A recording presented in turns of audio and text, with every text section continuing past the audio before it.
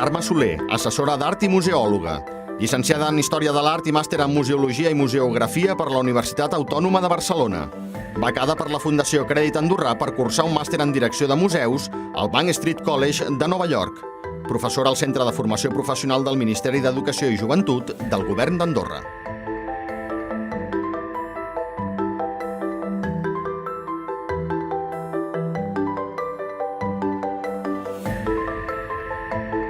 Bartomeu Marí, llicenciat en Filosofia i Ciències de l'Educació per la Universitat de Barcelona, director del MACBA i president del Comitè Internacional de Museus i Col·leccions d'Art Modern i Contemporani.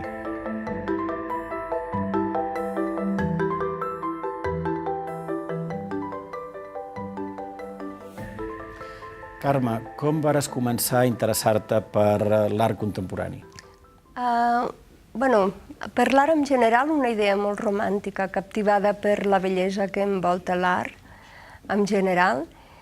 I l'art contemporani va ser realment el primer pas de l'art contemporani que em vaig especialitzar en Renaixement italià i estant a Florència em vaig quedar realment tipa de veure Madones. I vaig tindre l'oportunitat d'anar a Perugia a veure un centre d'art contemporani. I aquí em va interessar moltíssim, però no va ser fins que vaig anar a Nova York que realment l'art contemporani va empapar tot el meu interès. I tu? Per mi va ser molt per casualitat.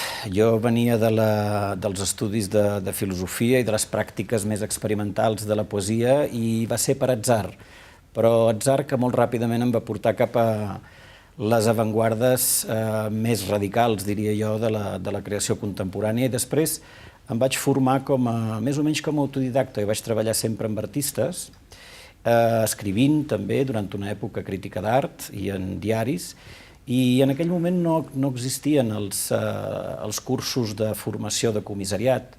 Tu vas estudiar Història de l'Art? Història de l'Art, sí, jo vaig estudiar Història de l'Art.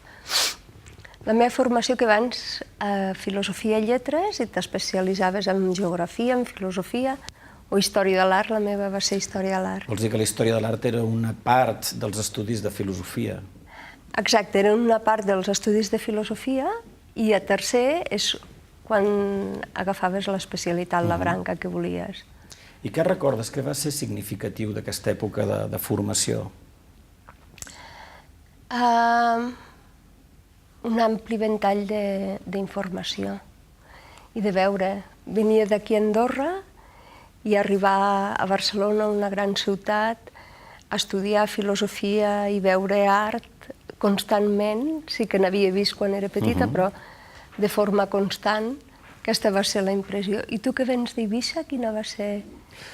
Jo vaig estudiar, curiosament també, filosofia, però en aquella època on la meva branca ja era filosofia i ciències de l'educació, però recordo que teníem un professor absolutament excel·lent que es deia, malauradament desaparegut ara, que es deia Valverde, José Antonio Valverde, gran poeta també, el traductor de James Joyce al castellà, que va ser realment una influència marcant. Ell feia unes classes atmosfèriques, pràcticament, on més que donar-te informació et donava esperit.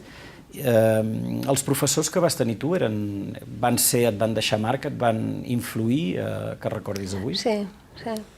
Especialment la professora d'art contemporani que vaig tenir. Recordo una frase que ens va dir a tots els alumnes, és: aneu a veure art, eduqueu la vista. S'educa tots els sentits, no? Educa-la. I això m'ha quedat i sempre ho he recordat. Sí, em va marcar aquesta frase. Sí. El Valverde deia: l'avió, els avions són vells perquè volen. I era la seva manera d'explicar la Bauhaus, per exemple, la idea de la funcionalitat. En el transcurs de tots aquests anys, com vas anar evolucionant en la teva formació? Després de la universitat, què vas fer? Vaig tindre la sort, del tema art, renaixement, em va interessar el tema de la museologia. I em preguntava, per què no va la gent als museus, havent coses tan maques per veure, no? I era un tema que em va començar a interessar i vaig tindre la sort de fer el primer màster que es va fer de museologia a Espanya i que el finançava la Getty Museum.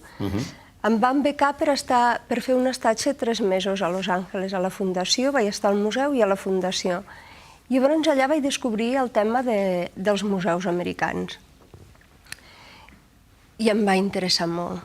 O sigui, la democràcia de l'art que es donava, l'accessibilitat dels museus i tot això, i d'aquí ja vaig saltar a Nova York. I creus que aquesta idea de democratització de l'art o de fer-lo arribar a tots els membres de la societat és una idea encara important i rellevant dins del nostre context? Sí, jo penso que sí, absolutament. Sí, sí. Penso que l'art és creat per ser vist, no perquè estigui guardat o amagatzemat, o perquè es pugui ser gaudit per uns pocs. Perquè nosaltres devem ser de la primera generació, de l'última generació que creix sense museus.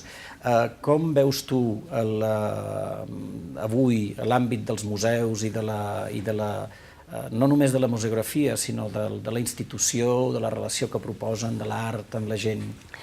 Bé, jo veig que realment els museus han canviat molt amb aquestes, sobretot amb aquestes 2 últimes dècades, estan fent grans esforços per aproximar-se a la població. Si ens acostem a un museu veurem les audioguies, les visites guiades, les lectures, els tallers per infants... És a dir, els museus s'estan apropant moltíssim a la població, a les persones, als individuals i als col·lectius. I quins són els museus per tu importants o rellevants avui en dia? Avui en dia, et diria el Guggenheim perquè jo hi he estat, però m'agrada la lectura, la forma que fa arribar la gent. M'agrada molt el MoMA, a part de la seva col·lecció, que considero capital dins de l'art modern i l'art contemporani, però també de la manera que ha estructurat, no? O sigui, fem el màxim per arribar al màxim de persones. Clar, perquè nosaltres hem crescut, de fet, encara sense els museus com a institucions que ens envolten i hem accedit als fets de l'art d'una manera també més enllà de la institució. Si jo vinc a Andorra de visita, on puc trobar l'art contemporani? Art contemporani tenim dos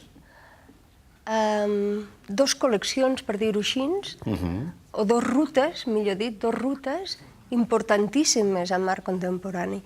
Una quan va ser el 50è aniversari de la CAS, o el 25è, que es van fer un conjunt de 5 o 6 peces. Entre elles hi ha una gran escultura de Dennis Oppenheim, un dels escultors més importants i artistes més importants dels Estats Units actualment, i després trobem la Ruta del Ferro. A més, trobem diferents cases museus que són molt importants perquè reflexen una manera de viure aquí a Andorra. Per exemple, la Casa Areny-Plandolit, que era una de les cases més benestants d'aquí a Andorra. Després trobem la Casa Rull, que és una casa que era d'una família més modesta, però també important, i es pot veure l'economia del país. Era una economia agrària i d'això. I després hi ha el Centre d'Interpretació del Romànic, que es poden veure, realment tenim un patrimoni d'un valor incalculable en romànic. I el Centre d'Interpretació del Romànic ens fa veure en un espai molt reduït tota la riquesa patrimonial que tenim. Clar, perquè hi ha una idea també que és curiosa d'identificar, o de no identificar, millor dit, l'art contemporani amb el patrimoni, quan de fet tot art ha estat contemporani.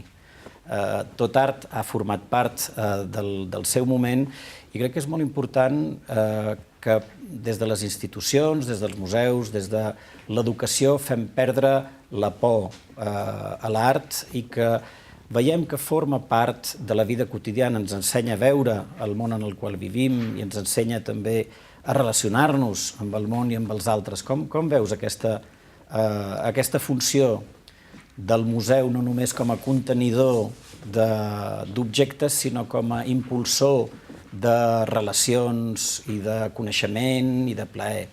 Jo penso que el museu, com qualsevol institució cultural, és un gran promotor de qualsevol naixement, sigui de relacions humanes, ideològiques. Per això jo m'agradaria pensar que aquí a Andorra m'aventuraria, si jo fos el cas, m'aventuraria a inaugurar un museu d'art contemporani per aquests motius que tu reflexes i després perquè deixes un llegat, un patrimoni al país. I segur que serà d'interès, no només pels que vivim ara, sinó segurament també pels turistes que vindran. A més, la combinació romànic, natura, art contemporani és fantàstica, no? És evident que si una cosa és rica, aquest país és ric, és aquest patrimoni antic i un paisatge absolutament fabulós. Jo crec que, a més, és molt interessant de rompre aquesta idea de que l'art només és un fet explicable dins dels contextos urbans, que és una cosa des de l'art modern, precisament, des de finals del segle XIX, principis del XX, les avantguardes històriques, el futurisme, etc., han set grans moviments que han parlat de la indústria, de la gran ciutat, de la metròpolis, i crec que és molt interessant pensar l'art contemporani des d'un altre lloc, i des d'una altra narrativa, una altra manera de parlar d'aquestes relacions que no sigui la narrativa dominant dels grans museus americans, anglesos o alemanys, inclús, o francesos, evidentment. En canvi, tu treballes en un museu que és una d'aquestes grans institucions, bueno, dirigeixes, no treballes, dirigeixes un d'aquests grans museus que és el MACBA. Dirigeixo i treballo. Sí, les dues coses. Què em podries dir? És molt interessant perquè el MACBA és un model de museu precisament fet des d'una doble perifèria, una perifèria històrica, no només geogràfica, no només del sud d'Europa, sinó també un museu jove, de generació molt jove, que no té el llegat ni el llastre del passat, però sí que té la capacitat d'inventar una cosa per mi central en el món dels museus, en el món de la cultura, que és nous tipus de narració.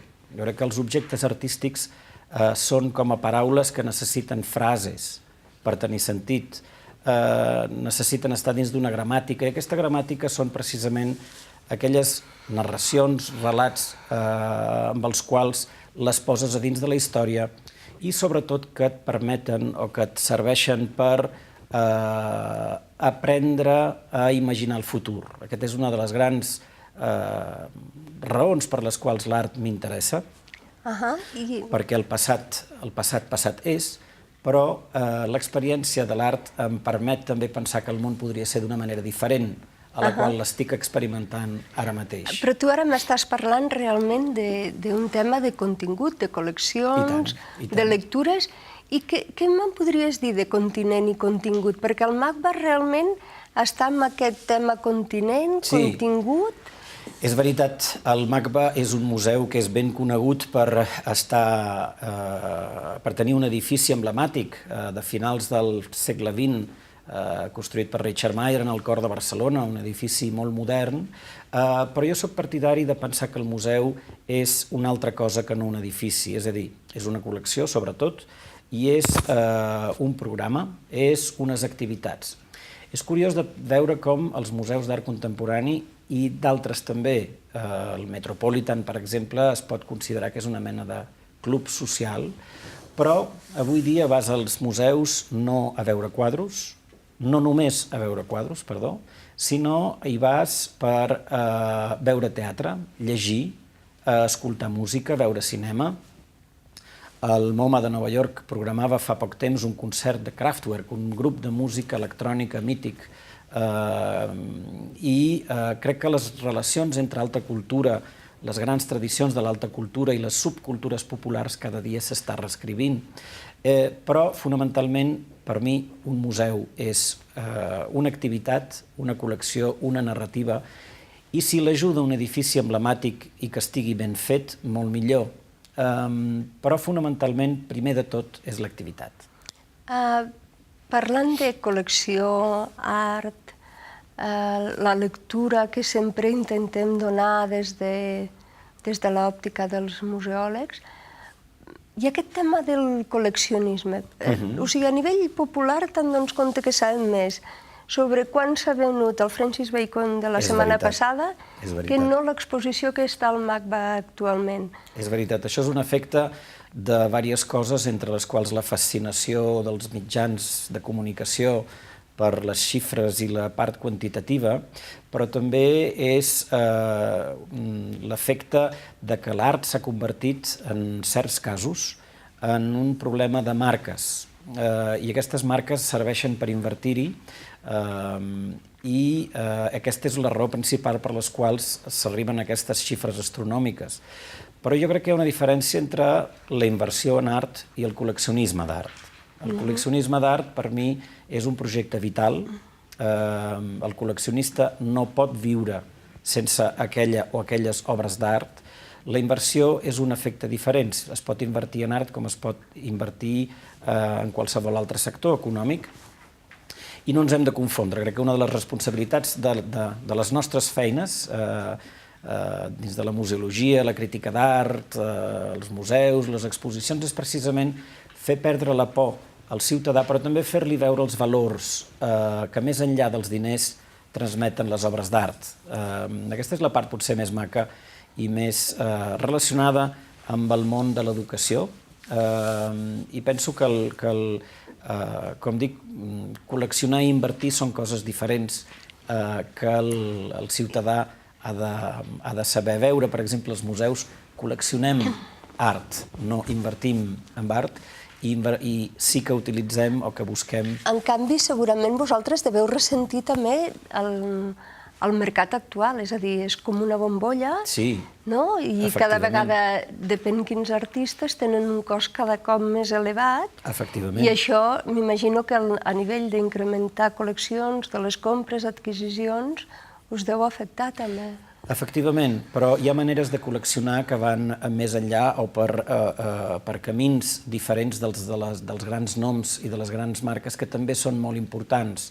Tenim la responsabilitat, com museu, d'explicar la història de l'art, en el cas del MACBA, de l'art català en el món, que no només és la dels artistes catalans, sinó de com aquests artistes dialoguen i es posen en relació amb els seus col·legues a nivell internacional i avui podríem dir global. Aquesta idea internacional global també es planteja molt des del món de l'art. Encara es poden fer col·leccions molt bones d'art contemporani si es coneix molt bé què fan els artistes i si es coneix molt bé també com funciona el gran mercat, aquest mercat en el qual potser no hi podem accedir, però potser tampoc tenim necessitat d'accedir-hi. Hi ha molts mitjans, no sé com t'ho plantejaries des del punt de vista de la museologia, però és molt important trobar vies molt obertes de confeccionar aquests relats. Certament, sí, és cert.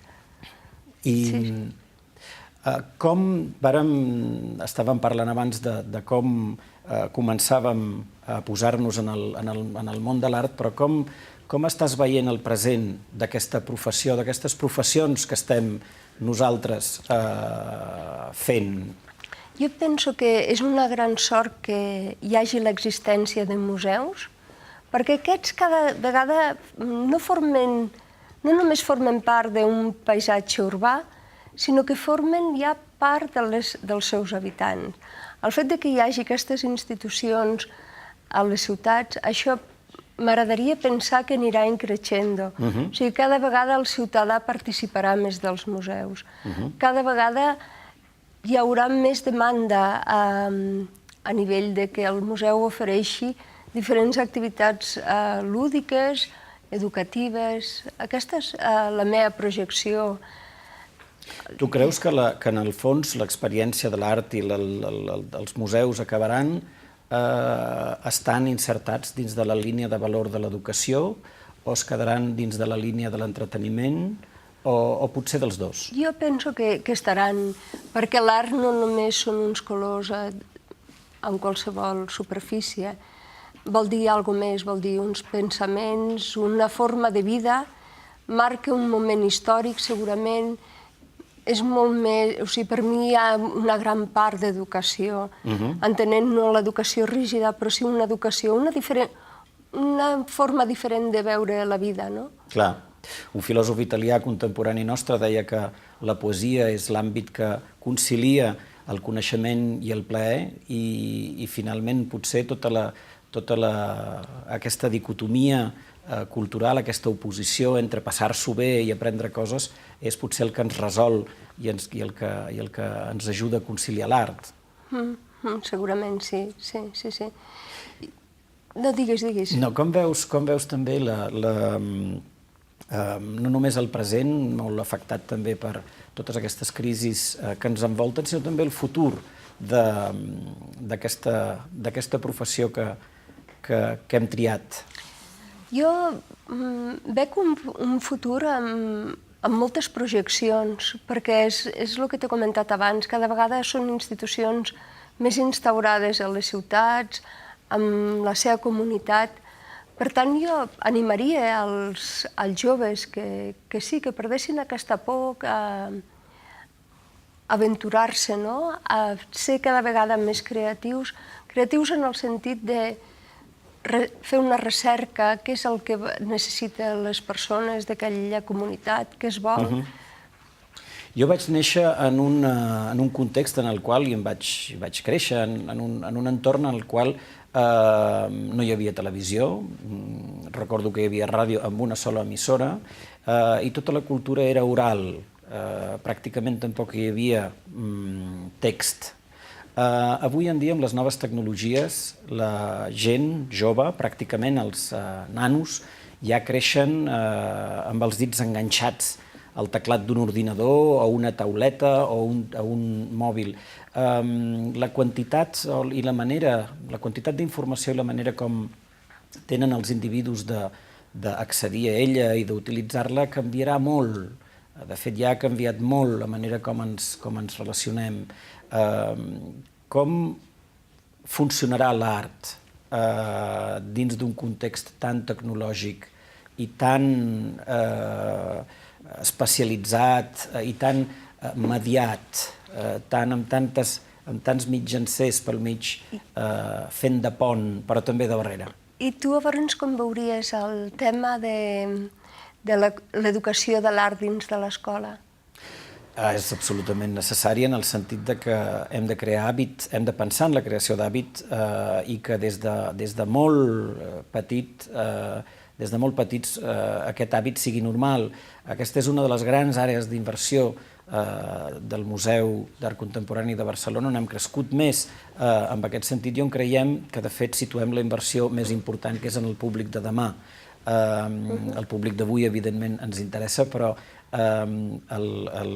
la gent jove és precisament la que ha de créixer amb no només amb la noció de que l'art existeix com a tal, sinó que t'ajuda a entendre tota una sèrie d'elements que formen part de la vida quotidiana. Jo crec que els vincles de l'art contemporani amb la vida quotidiana són enormes si s'expliquen bé. Aleshores, aquesta és una de les àrees on crec que s'ha d'invertir d'una manera més decidida. I els joves, com els veus, els joves, dins del món de l'art actual? Els joves tenen una capacitat de percepció molt desenvolupada, com he dit, però també l'art té pels joves molta competència. Si l'art ha de competir amb els videojocs i amb la televisió i amb moltes formes de distracció, probablement perdrà. Per això és tan important de crear espais de percepció i d'aprenentatge que permetin fer entrar els missatges que els artistes comuniquen a través de les formes i els materials. Aquesta és una de les normes o una de les àrees on jo crec les pedagogies associades al món de la percepció, el que jo anomeno l'alfabetització visual o la maduració sensitiva de l'individu serà molt, molt, molt important, no només pels museus, sinó també per tot el sistema educatiu.